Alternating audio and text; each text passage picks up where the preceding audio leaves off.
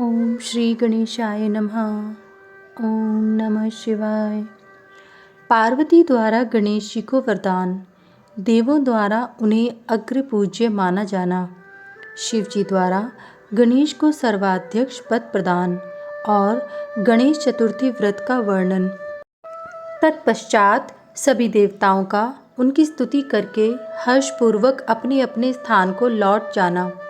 ब्रह्मा जी कहते हैं, मुने, जब विकृत स्वरूप वाले गिरिजापुत्र गजानन व्यग्रता रहित होकर जीवित हो उठे, तब गणनायक देवों ने उनका अभिषेक किया। अपने पुत्र को देखकर पार्वती देवी आनंद मग्न हो गईं और उन्होंने हर्षातिरेक से उस बालक को दोनों हाथों से पकड़कर छाती से लगा लिया। फिर अंबिका ने प्रसन्न होकर अपने पुत्र गणेश को अनेक प्रकार के वस्त्र और आभूषण प्रदान किए। तदंतर सिद्धियों ने अनेकों विधि विधान से उनका पूजन किया और माता ने अपने सर्वदुखारी हाथ से उनके अंगों का स्पर्श किया। इस प्रकार शिवपत्नी पार्वती देवी ने अपने पुत्र का सत्कार करके उसका मुख चूमा और प्रेमपूर्वक उसे वरदान देते हुए कहा, बेटा, इस समय तुझे बड़ा कष्ट झेलना पड़ा है, किंतु अब तो कृत्य कृत्य हो गया है। तू धन्य है। अब से संपूर्ण देवताओं में तेरी अग्र पूजा होती रहेगी और तुझे कभी दुख का सामना नहीं करना पड़ेगा। क्योंकि इस समय तेरे मुख पर सिंदूर दिख रहा है, इसलिए मनुष्यों को सदा सिंदूर से तेरी पूजा करनी चाहिए। जो मनुष्य पुष्प, चंदन, सुंदर गंध, नैवेद्य, रमणीय आरती, तांबूल और दान से तथा परिक्रमा और नमस्कार करके विधि पूर्वक तेरी पूजा करेगा, उसे सारी सिद्धियां हस्तगत हो जाएंगी और उसके सभी प्रकार के विघ्न नष्ट हो जाएंगे। इसमें लेश मात्र भी संशय नहीं है। ब्रह्मा जी कहते हैं, मुने, महेश्वरी देवी ने अपने पुत्र गणेश से यों कहकर उसे नाना प्रकार की वस्तुएं प्रदान करके पुनः उसका अभिनंदन किया। विप्र, तब गिरिजा की कृपा से उसी क्षण देवताओं और शिवगणों का मन विशेष रूप से शांत हो गया। तदंतर इंद्र आदि देवताओं ने हर्षातिरेक से शिवा की स्तुति की और उन्हें प्रसन्न करके वे भक्तिभाव चित्त से गणेश देव को लेकर शिव जी के समीप चले। वहां पहुंचकर उन्होंने त्रिलोक की कल्याण कामना से भवानी के उस बालक को शिव जी की गोद में बिठा दिया। तब शिव जी भी उस बालक के मस्तक पर अपना कर कमल फेरते हुए देवताओं से बोले, यह मेरा दूसरा पुत्र है। तत्पश्चात गणेश ने भी उठकर शिव जी के चरणों में अभिवादन किया। फिर पार्वती को, मुझको, विष्णु को और नारद को आदि सभी ऋषियों को प्रणाम करके आगे खड़े होकर उन्होंने कहा, यों अभिमान करना मनुष्यों का स्वभाव ही है, अतः आप लोग मेरा अपराध क्षमा करें। तब मैं शंकर और विष्णु इन तीनों देवताओं ने एक साथ ही प्रेम पूर्वक उन्हें उत्तम वर प्रदान करते हुए कहा, सुरवरों, जैसे त्रिलोकी में हम तीनों देवों की पूजा होती है, वह उसी तरह तुम सबको इन गणेश का भी पूजन करना चाहिए। मनुष्यों को चाहिए कि पहले इनकी पूजा करके तत्पश्चात हम लोगों का पूजन करें। ऐसा करने से हम लोगों की पूजा संपन्न हो जाएगी। देवगणों, यदि कहीं इनकी पूजा पहले न करके अन्य देव का पूजन किया गया तो उस पूजन का फल नष्ट हो जाएगा। उसमें अन्यथा विचार करने की आवश्यकता नहीं है।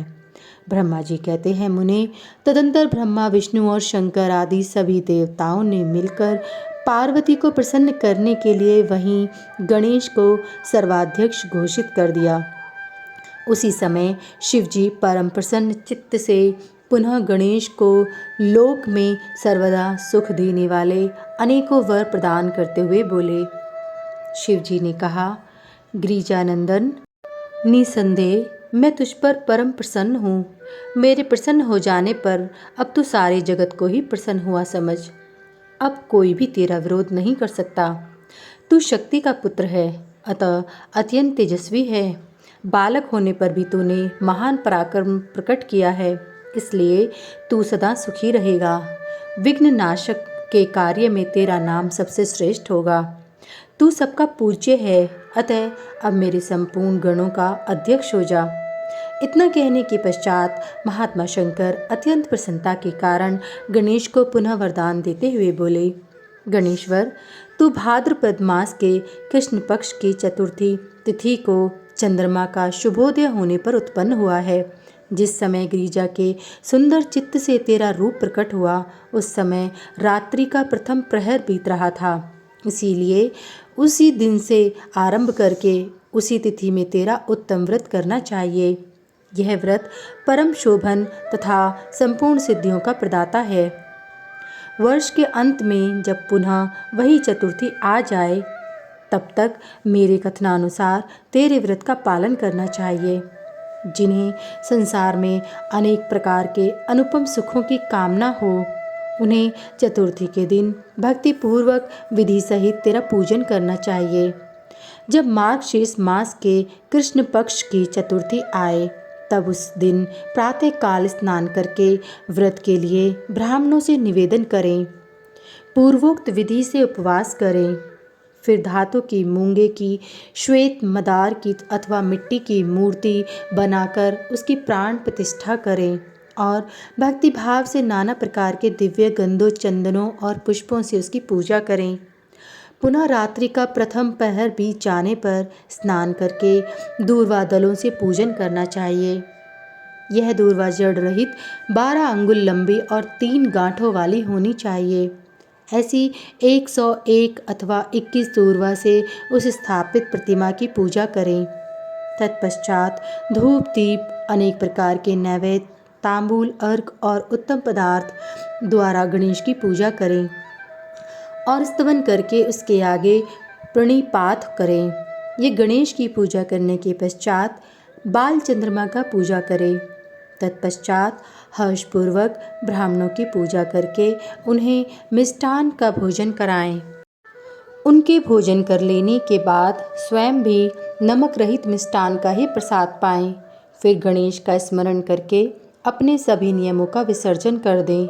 इस प्रकार करने से यह शुभ व्रत पूर्ण होता है।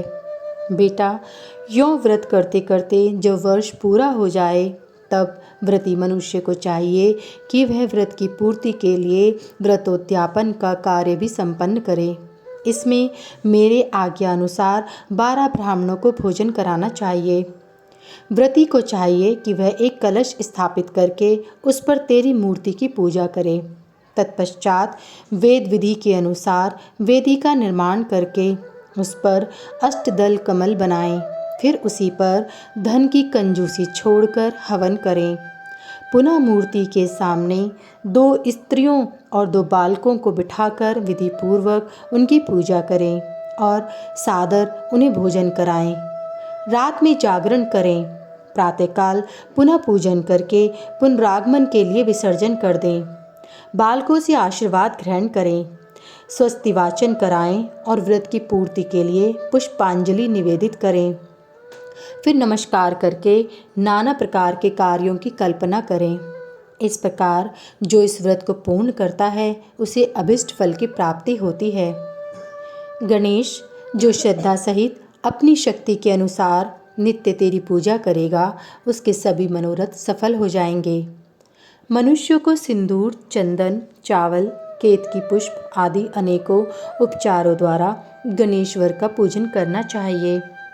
यों जो लोग नाना प्रकार के उपचारों से भक्तिपूर्वक तेरी पूजा करेंगे, उनके विघ्नों का सदा के लिए नाश हो जाएगा और उनकी कार्य सिद्धि होती रहेगी। सभी वर्ण के लोगों को, विशेषकर स्त्रियों को ये पूजा अवश्य करनी चाहिए तथा अभ्युदय की कामना करने वाले राजाओं के लिए भी यह व्रत आवश्यक कर्तव्य है। व्रती मनुष्य जिस जिस वस्तु की कामना करता है, उसे निश्चय वह वस्तु प्राप्त हो जाती है। अतः जिसे किसी वस्तु की अभिलाषा हो, उसे अवश्य तेरी सेवा करनी चाहिए। ब्रह्मा जी कहते हैं, मुने, जब शिवजी ने महात्मा गणेश को इस प्रकार वर प्रदान किया, तब संपूर्ण देवताओं, श्रेष्ठ ऋषियों और शिव के प्यारे समस्त गणों ने तथास्तु कहकर उसका समर्थन किया और अत्यंत विधि पूर्वक गणाधीश का पूजन किया। तत्पश्चात शिवगणों ने आदरपूर्वक नाना प्रकार की पूजन सामग्री से गणेश्वर की विशेष रूप से अर्चना की और उनके चरणों में प्रणाम किया। मुनीश्वर, उस समय गिरिजा देवी को जो आनंद प्राप्त हुआ उसका वर्णन मेरे चारों मुखों से भी नहीं हो सकता। तब फिर मैं उसे कैसे बताऊं? उस अवसर पर देवताओं की दुदुम्बियाँ बजने लगीं, अप्सराएं नृत्य करने लगीं, गंधर्व श्रेष्ठ गान करने लगे और पुष्पों की वर्षा होने लगी। इस प्रकार गणेश के गणाधीश पद पर प्रतिष्ठित होने पर वहाँ महान उत्सव मनाया गया। सारे जगत में शांति स्थापित हो गई और सारा दुख जाता रहा। नारद, शिव और पार्वती को तो विशेष आनंद प्राप्त हुआ और सर्वत्र अनेक प्रकार के सुखदायक मंगल होने लगे। तदंतर संपूर्ण देवगण और ऋषिगण जो वहां पधारे हुए थे, वे सभी शिव की आज्ञा से अपने अपने स्थान को चले। उस समय वे शिवजी की स्तुति करके गणेश और पार्वती की बारंबार प्रशंसा कर रहे थे और कैसा अद्भुत युद्ध हुआ, यों परस्पर वार्तालाप करते हुए चले जा रहे थे। इधर जब गिरिजा देवी का क्रोध शांत हो गया, तब शिवजी भी, जो स्वात्म राम होते हुए भी सदा भक्तों का कार्य सिद्ध करने के लिए उद्यत रहते हैं, गिरिजा के सन्निकट गए और लोगों की हित कामना से पूर्ववत नाना प्रकार के सुखदायक कार्य करने लगे। तब मैं, ब्रह्मा और विष्णु दोनों भक्तिपूर्वक शिव शिवा की सेवा करके शिव की आज्ञा ले अपने अपने धाम को लौट गए।